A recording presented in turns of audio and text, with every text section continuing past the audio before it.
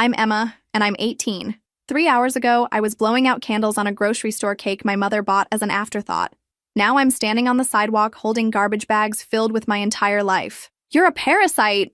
My mother screams from the doorway, her face twisted with rage I've seen simmering my whole life. Go live under a bridge. The neighbors are watching now, peeking through curtains like this is some kind of afternoon entertainment. And honestly, maybe it is. Maybe my life has been nothing but a tragic comedy for their viewing pleasure. The heavy bags cut into my palms as I stand there, 18 years old and legally homeless. Happy birthday to me, right? My mother slams the door so hard the windows rattle. The finality of that sound hits me harder than her words. This isn't a fight. This isn't one of our usual arguments where she'd eventually cool down. This is it. Where are you watching from today? Drop your location in the comments below and hit that like and subscribe button if you've ever felt completely abandoned by the people who were supposed to love you. You'll definitely want to stick around for what happened next. You probably think this came out of nowhere, but let me tell you how I got here. My mother, Rebecca Torres, never wanted me. Not when her married boyfriend disappeared the moment she told him about the pregnancy. Not when she had to raise me alone. And definitely not when I reminded her every day of the man who abandoned her. She fed me, clothed me, kept me alive because that's what the law required. But love, affection, those were luxuries she decided I didn't deserve. Every milestone in my life was met with indifference. Every achievement was dismissed. Every birthday was a reminder of the day her real life ended. I learned early to be invisible, to take up as little space as possible. I did my own laundry by age 8, made my own meals, walked myself to school. I thought if I could just be perfect enough, quiet enough, helpful enough, maybe she'd finally see me as her daughter instead of her burden. But standing here with everything I own in trash bags, I finally understand the truth. Nothing I could have done would have changed this moment. She's been waiting 18 years for this day, counting down until she could legally wash her hands of me. The worst part? She chose my birthday on purpose. She wanted to make sure this day would be ruined forever, that I'd never be able to celebrate without remembering this moment. I pick up the bags and start walking. Behind me, I hear the curtain move as she watches to make sure I actually leave. My phone has exactly one number I can call, and thankfully, Sarah Miller answers on the second ring. Emma, what's wrong? Can you come pick me up? I'm standing in front of my house with all my stuff in garbage bags. Silence. Then, I'll be there in 10 minutes. Sarah's been my best friend since middle school, and she's the only one who truly understands what my mother is like. When other friends would say things like, "But she's your mom, she must love you deep down," Sarah would just shake her head. She'd witnessed enough of Rebecca's cold indifference to know better. When Sarah's beat-up Honda pulls up to the curb, I'm grateful she doesn't ask questions right away. She just pops the trunk and helps me load the bags. "So," she says once we're driving, "your 18th birthday got interesting. That's one way to put it." I lean my head against the window. She said I'm a parasite and told me to live under a bridge. Classy. Even for Rebecca, that's pretty brutal. Sarah pulls into her family's driveway. The Miller's house is everything mine never was. Warm, lived in, with family photos covering every surface and the smell of something homemade always coming from the kitchen. Mrs. Miller appears in the doorway before we even finish unloading. "Emma, honey, what happened?" "Rebecca finally did it," Sarah explains, shouldering one of my bags. "Threw her out on her birthday." Mrs. Miller's face hardens. "That woman. She wraps me in a hug that smells like vanilla and fabric softener. You'll stay here as long as you need." That night, lying on an air mattress in Sarah's room, I stare at the ceiling and plan my next move. I have $847 saved from my part-time job at the diner, and I know I can't impose on the Millers forever. "You know what the crazy thing is?" I whisper to Sarah in the dark. "I keep waiting to feel sad about this. But honestly, I feel relieved. That's not crazy. You've been walking on eggshells your whole life." She's right. For the first time in 18 years, I don't have to worry about setting Rebecca off. I don't have to watch every word, monitor my facial expressions, or apologize for existing. "Tomorrow I'm going to ask for more shifts at the diner," I tell Sarah. And I saw a posting for a babysitting job near downtown. "Emma, you don't have to figure everything out tonight." But I do. Because for the first time in my life, I'm completely responsible for myself. It's terrifying and exhilarating at the same time. The next morning, Mrs. Miller makes me pancakes shaped like hearts. It's such a small gesture, but it makes my throat tight. This is what a mother's love looks like. The diner smells like grease and coffee. And after 2 weeks of double shifts, I smell like it too. My manager, Carl, is a gruff 50-something who runs this place like a military operation, but he's fair. "You want more hours?" he asks when I approach him during the lunch rush. "You sure?" Most girls your age are worried about prom and college applications. I need the work, I tell him simply. He studies my face for a moment. All right, you can have the breakfast shift too. 4 a.m. start time. Think you can handle that? Yes, sir. The babysitting job is across town with the Henderson family. 2 kids, ages 6 and 9, and parents who travel frequently for work. The pay is decent, but the commute eats into my earnings. I'm running on 4 hours of sleep most days, but I'm making it work.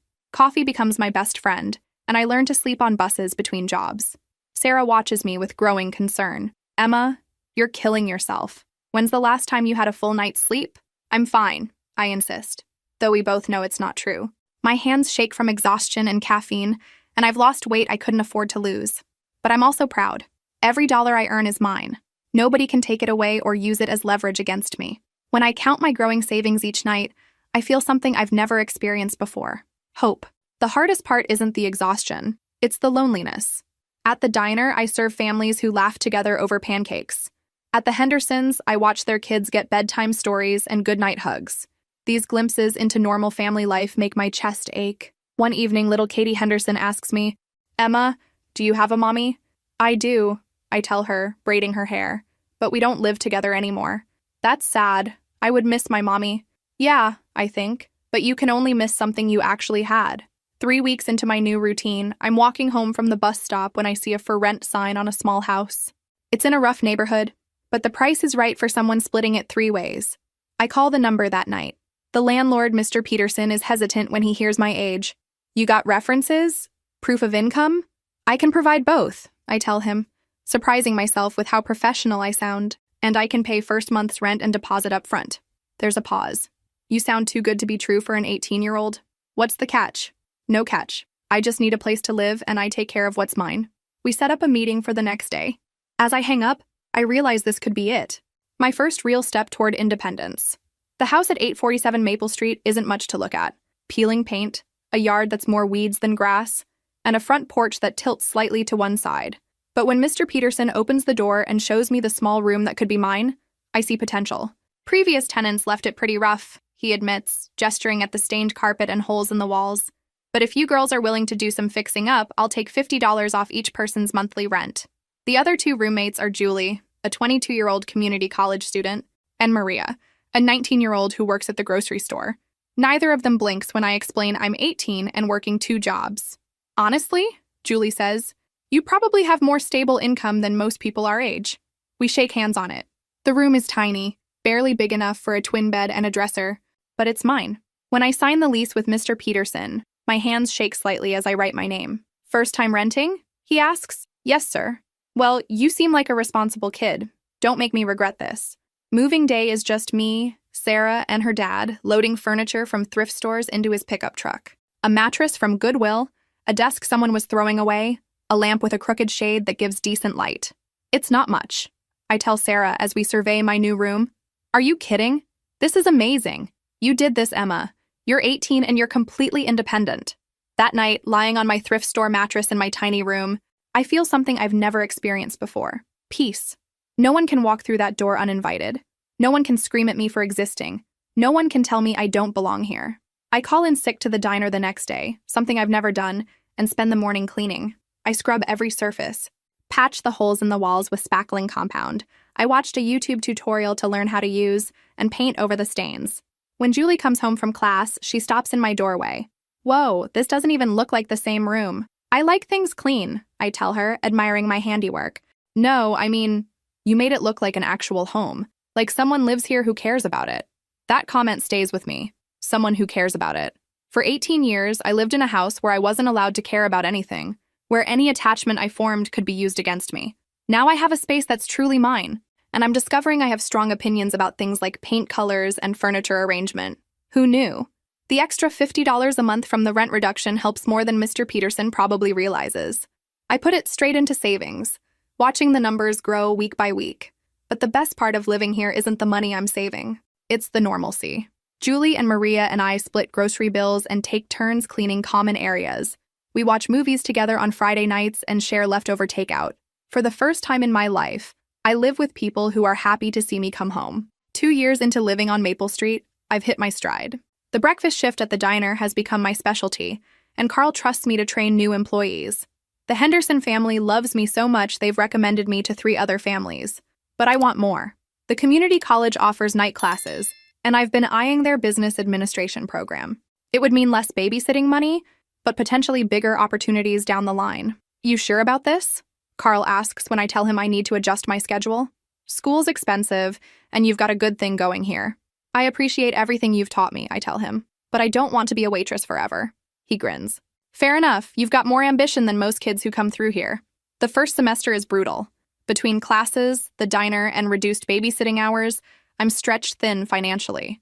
I survive on ramen noodles and peanut butter sandwiches, but I make it through. My business communications professor, Dr. Martinez, pulls me aside after class one day. Emma, your presentation on small business marketing was exceptional. Have you considered applying for the business internship program downtown? I didn't know there was one. She hands me a flyer. Morrison & Associates. They're a mid-sized marketing firm that offers paid internships. The application deadline is next week. That night, I spend hours crafting my application. I have no traditional qualifications, but I have something else. Real-world experience managing my own life and finances since 18. The interview is at their downtown office, in a building with actual marble floors and elevators that require key cards. I wear my one professional outfit, a black blazer and skirt set I found at a consignment shop. The interviewer, Ms. Rodriguez, is a sharp woman in her 40s who asks pointed questions about my experience and goals. I see you've been working since you were 16, she observes, scanning my resume. What drives that work ethic? Necessity, I answer honestly, but also pride. I like the feeling of taking care of myself. She smiles. That's refreshing. Most applicants talk about passion and dreams. You're talking about responsibility. 3 days later, she calls to offer me the position. The pay is enough that I can quit one of my babysitting jobs and still cover my expenses. On my first day at Morrison & Associates, I sit in a real office with a computer and a desk phone. The work is challenging, researching market trends, helping prepare client presentations, organizing campaigns, but I love it. After 6 months, Ms. Rodriguez calls me into her office. We'd like to offer you a full-time position after graduation. Starting salary would be $35,000 a year. I have to sit down. $35,000. More money than I ever imagined making. There's just one requirement, she continues. You'd need to relocate. We're opening a new branch office in Seattle, and we want you to help launch it. Seattle, 3,000 miles away from everything I know. From Sarah, from the Millers, from the little life I've built here, but also 3,000 miles away from Rebecca. When do you need an answer? I ask. Take your time. This is a big decision. That night, I sit in my tiny room at 847 Maple Street and think about how far I've come. 4 years ago, I was standing on a sidewalk with garbage bags. Now I'm being offered a career that could change everything. I think I know what my answer will be.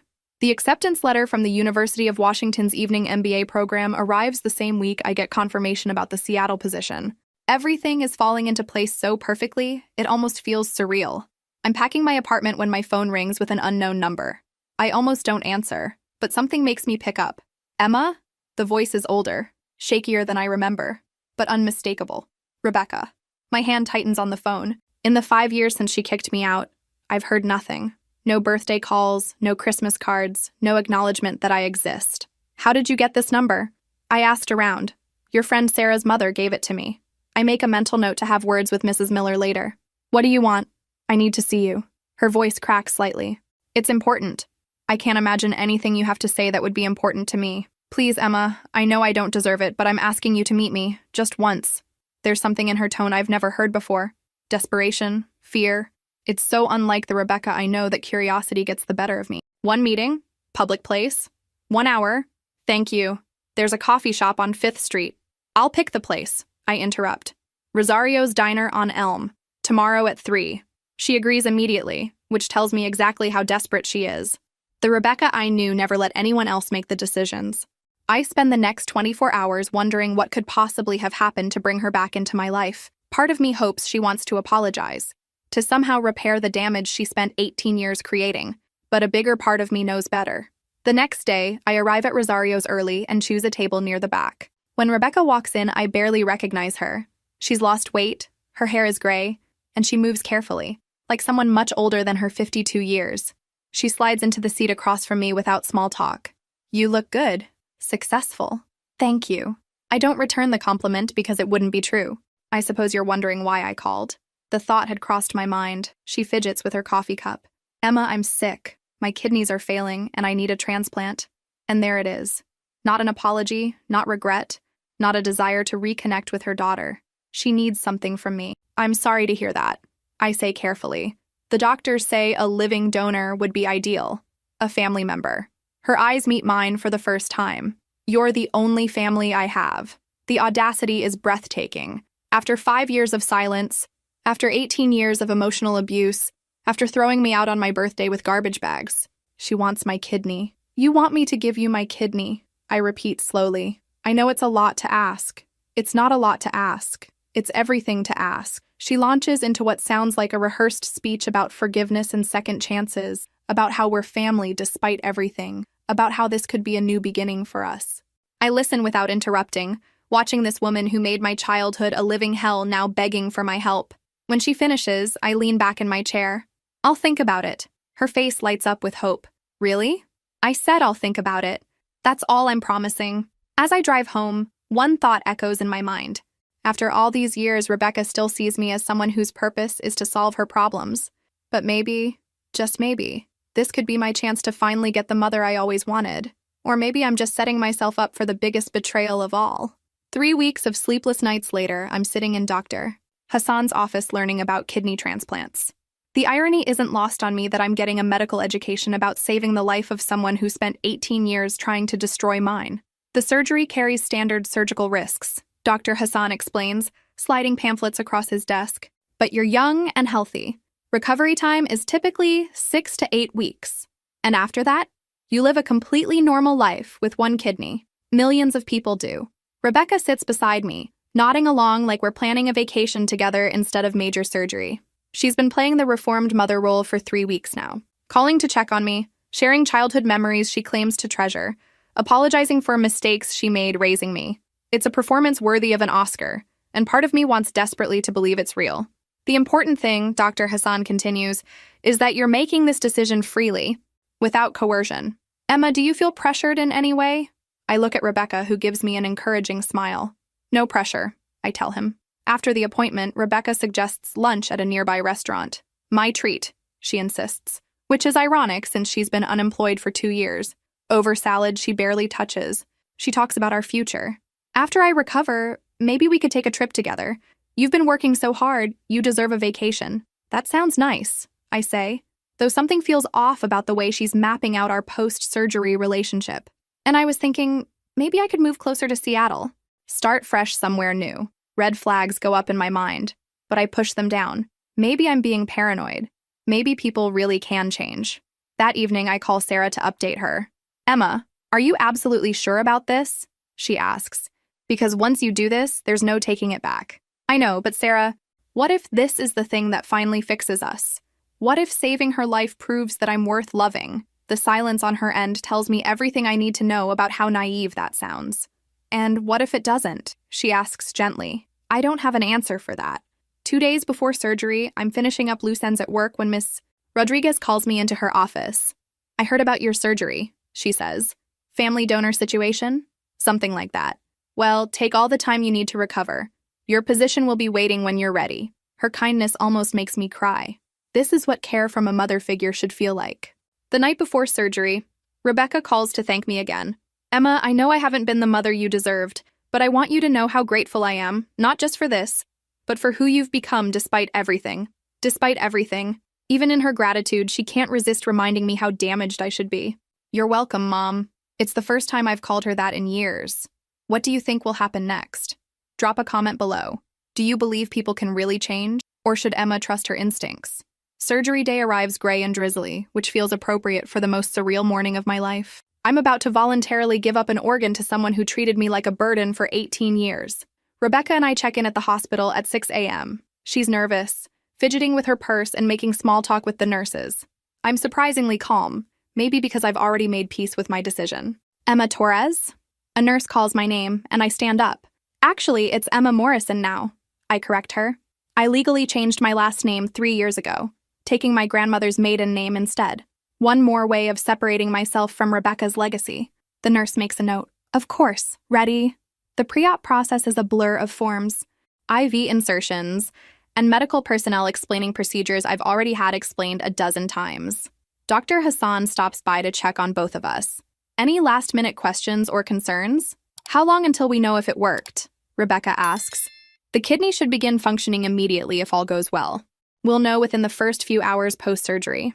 I'm wheeled into the operating room thinking about how different this day could have been. If Rebecca had been a loving mother, this would be a beautiful act of devotion between family members. Instead, it feels like one final attempt to earn love from someone incapable of giving it. The anesthesia takes hold, and I slip into darkness wondering if I'll wake up with a mother who finally sees me as worthy of love. I come to in recovery several hours later, groggy and sore but alert enough to ask the important question. How did it go? Perfectly, the recovery nurse tells me. Your kidney is functioning beautifully in the recipient. You did a wonderful thing today. Relief floods through me. Whatever happens between Rebecca and me now, at least I know I saved her life. Can I see her? I ask. The nurse checks my chart. Let me check on visitor restrictions for the recipient. She leaves and returns a few minutes later with a strange expression. I'm sorry, but the recipient has requested no visitors at this time. I'm sorry, what? She's asked for no visitors. Family members sometimes need space to process the magnitude of what's happened. Space to process. Right. I tell myself it's shock, that she's overwhelmed by gratitude and needs time to find the right words. But something cold settles in my stomach. I spend the next 2 days in the hospital asking about Rebecca's condition and being told she's recovering well, but still not accepting visitors. Not even from me. On discharge day, I'm slowly getting dressed when Dr. Hassan stops by. Emma, you're healing beautifully. Any questions about aftercare? Just one. How is my mother doing? His pause is barely perceptible, but I catch it. She's recovering well. Discharged yesterday, actually. Discharged? Yesterday? Yes, her recovery was quite rapid. Very fortunate. I stare at him. She's been gone for a day and nobody told me? I assumed you knew. Family members usually coordinate these things. Right. Family members who actually function like a family would coordinate these things. I finish getting dressed in silence, my hands shaking slightly as I button my shirt. Rebecca left the hospital without seeing me, without thanking me, without even asking how I was doing. The ride home feels like the longest trip of my life. Back in my Seattle apartment, I spend 3 days waiting for the phone to ring. Surely Rebecca will call to check on me, to thank me properly, to explain why she couldn't visit in the hospital. The silence is deafening. On day 4, I break down and call her. Emma! She sounds surprised to hear from me. How are you feeling? Like I just had major surgery. How are you feeling? Oh, wonderful. The doctors say the kidney is working perfectly. I have so much energy already. That's great, Mom. I was wondering why you didn't want visitors in the hospital. A pause. Oh, you know how I hate hospitals. All those germs and sick people. I just wanted to get out of there as quickly as possible. The explanation sounds reasonable enough, but something in her tone sets off alarm bells. Well, maybe we could get together now that we're both home. I'd love to see how you're doing. Actually, Emma, I'm pretty tired still. The recovery is more exhausting than I expected. Maybe in a few weeks? A few weeks. I just gave this woman my kidney and she needs a few weeks to see me. Sure, Mom. Take care of yourself. Thanks, sweetheart. And thank you again for everything. She hangs up quickly, like she can't wait to get off the phone. I sit in my living room staring at the surgical scars on my abdomen and finally admit what I've been avoiding. Nothing has changed. Rebecca got what she needed from me and now she's done. Just like always. 2 weeks later, I'm feeling strong enough to return to work when Sarah calls with news. Emma, I ran into Mrs. Peterson at the grocery store yesterday. She said she saw your mother at the casino last weekend. The casino? Yeah, apparently she was there with some guy named Frank, and she was telling everyone about how she got a new lease on life. Literally bragging about the kidney transplant. Bragging. She's bragging about getting my kidney while she can't spare 5 minutes to see how I'm recovering. She also mentioned that your mom has been posting all over social media about her miraculous recovery and how grateful she is to her anonymous donor. Anonymous donor. I laugh bitterly. Even in her gratitude, she can't acknowledge that it was me. Emma, are you okay? I'm fine. Actually, I'm perfect. I finally understand exactly who Rebecca is. That night, I write a letter I never intend to send. I pour out 5 years of hope, 3 weeks of naive optimism, and a lifetime of disappointment onto paper. When I'm finished, I feel lighter somehow. The next morning, I delete Rebecca's number from my phone. If she wants to pretend she got her kidney from an anonymous donor, then that's exactly what she'll get from me going forward. Anonymity. 3 months pass in blissful silence. I throw myself back into work with renewed energy, earning a promotion and a significant raise. My social life flourishes as I stop making excuses to stay available for Rebecca's hypothetical calls. I'm having dinner with colleagues when my phone buzzes. Unknown number. I almost don't answer, but something makes me pick up. Emma, this is Frank Peterson. It takes me a moment to place the name. Rebecca's new boyfriend. Okay? Look, I know this is awkward, but Rebecca asked me to call. She's been trying to reach you for weeks. I haven't received any calls from her. She says your number's been disconnected or something. Anyway, she really wants to see you. I switched carriers last month and got a new number. Best accidental decision I ever made. What does she want? She didn't say exactly. Just that it's important, and she needs to talk to her daughter. Her daughter. 6 months ago, those words might have made me hopeful. Now they just sound manipulative. Frank, I appreciate you calling, but I'm not interested in reconnecting. But she's your mother. She's someone who gave birth to me. There's a difference. I hang up and immediately block the number. 2 weeks later, I'm leaving work when I spot a familiar figure in the parking lot. Rebecca, looking healthier than I've ever seen her, leans against a car that definitely isn't hers. Emma, please, just 5 minutes. How did you find out where I work? I hired someone. Look, I know you're upset. Upset? I laugh. Rebecca, I'm not upset. I'm done. But we're family. After what you did for me, we're connected forever. You mean after what I did for an anonymous donor? Because that's how you described it to everyone, right? Her face flushes. I was protecting your privacy. No, you were protecting yourself from having to acknowledge that your daughter saved your life. She takes a step closer. Emma, I made mistakes, but we can fix this. I have a proposal that could benefit both of us. Of course she does. I'm listening. Frank and I are starting a small business, health and wellness consulting. With your marketing background and my personal experience with organ transplants, we could really help people. Unbelievable. She wants to monetize my kidney donation. You want me to help you profit from our transplant story? It's not like that. We'd be helping people navigate the donor process, sharing hope and inspiration, while conveniently leaving out the part where you abandoned your daughter for 18 years and only contacted her when you needed her organs. Emma, you're being dramatic. And there it is. The dismissive tone that defined my childhood. I'm being dramatic for having feelings about being used and discarded. Rebecca, here's my counterproposal. Lose my number, stay away from my workplace, and pretend I died on the operating table. Because as far as you're concerned, I did. I walk toward the building, but she calls after me. Emma, please. I need your help. The medical bills are piling up, and Frank's idea could really work. I turn back slowly. You need my help? Where have I heard that before? This is different. No, it's not. It's exactly the same. You only contact me when you need something, and when you're done using me, I cease to exist. That's not true. Then tell me one thing. Just one thing you know about my life right now that isn't related to our transplant. Silence. Do you know where I live? What I do for fun? Whether I'm dating anyone? Do you know anything about the daughter whose kidney saved your life? More silence. That's what I thought. Goodbye, Rebecca. This time when I walk away, she doesn't follow. I thought that parking lot conversation would be the end of it, but I underestimated Rebecca's persistence. Over the next month, she tries everything, showing up at my apartment building, having friends call me, even contacting my old co-workers to try to get messages to me. Each attempt makes her desperation more obvious and my resolve stronger. The breaking point comes on a Saturday morning, when I find her sitting in the lobby of my building, crying dramatically for the benefit of anyone who'll listen. My own daughter won't speak to me, she's telling Mrs. Chen from 4B. After everything I've done for her, this is how she repays me. Everything she's done for me. That's rich. Rebecca, you need to leave. My voice is calm, which seems to surprise her. Emma, thank goodness. I've been waiting here for 2 hours. I'm calling building security. Wait, please. Just hear me out. I'm desperate here. Frank left me. I'm behind on rent and the medical bills are crushing me. I need help, and you're the only family I have. There it is. The real reason for all this sudden maternal concern. That sounds difficult, I say evenly. Hope flickers in her eyes. You'll help me? No, but I'm your mother. You're a stranger who shares my DNA. If you were truly a stranger asking for help, I might consider it.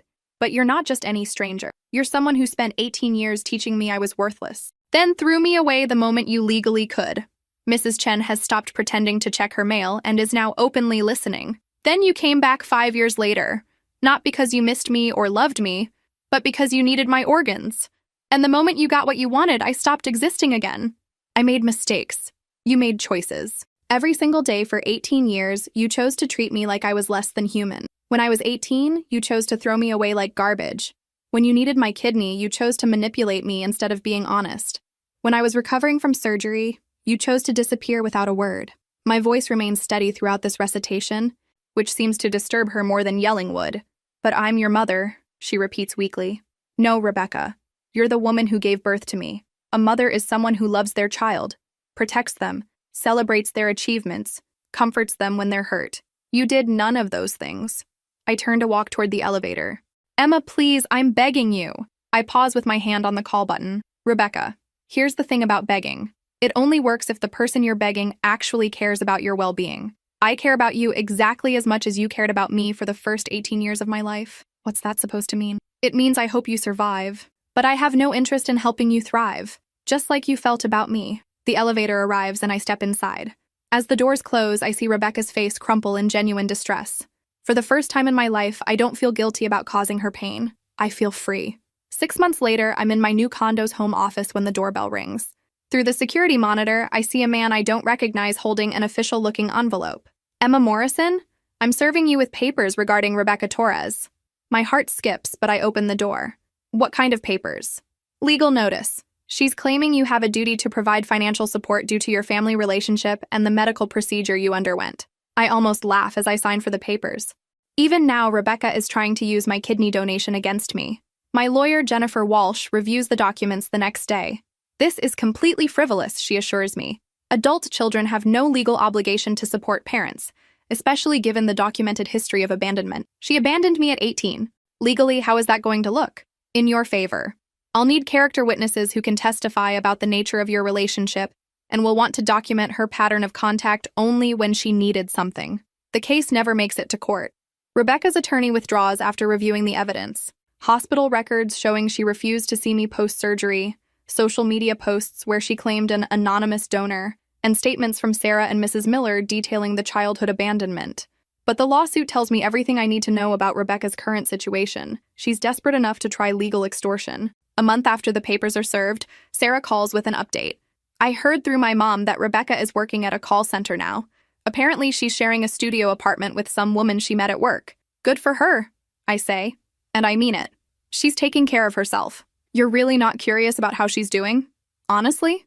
I hope she's healthy and able to work. I hope my kidney continues to function perfectly. But beyond that basic human concern, no, I'm not curious. It's the truth. Rebecca has become like a distant news story to me. Interesting in an abstract way, but not personally relevant. 2 years pass. I get engaged to David, a fellow marketing executive who makes me laugh and has never once suggested I owe my biological mother anything. We're planning our wedding when I get an unexpected call. Emma, this is Dr. Hassan. I hope you remember me. Of course. Is everything okay? I'm calling because Rebecca Torres listed you as her emergency contact for her annual transplant follow-up appointments. She missed her last appointment, and we can't reach her. Emergency contact. After everything that's happened, she still listed me as her emergency contact. Dr. Hassan, I appreciate the call, but Rebecca and I haven't spoken in over 2 years. I'm not her emergency contact by choice. I understand. Would you like me to remove you from her records? Yes, please. May I ask who should be listed instead? I think about Rebecca sitting in that shared studio apartment, probably alone except for a roommate she barely knows. No Frank, no family, no one who cares enough to drive her to medical appointments. This is the natural consequence of a lifetime of burning bridges. I don't know, I tell Dr. Hassan honestly. That's not my problem to solve. After I hang up, David finds me in our kitchen. Everything okay? Yeah, just someone from my past trying to make their problems mine. He wraps his arms around me from behind. Want to talk about it? Not really, but I do want to finish planning our wedding. Did you confirm the caterer? We spend the evening discussing flowers and table arrangements, building something beautiful together. My phone sits on the counter, silent, and I realize I don't even wonder if Rebecca will try to call. That chapter of my life is closed, and I wrote the ending myself. If this story resonated with you, make sure to like and subscribe for more stories about breaking free from toxic family dynamics and building the life you deserve. Remember, you don't owe anyone your kidney, your forgiveness, or your future just because you share DNA. Sometimes the most loving thing you can do is walk away. Some bridges are meant to burn, and sometimes the person holding the match needs to be you.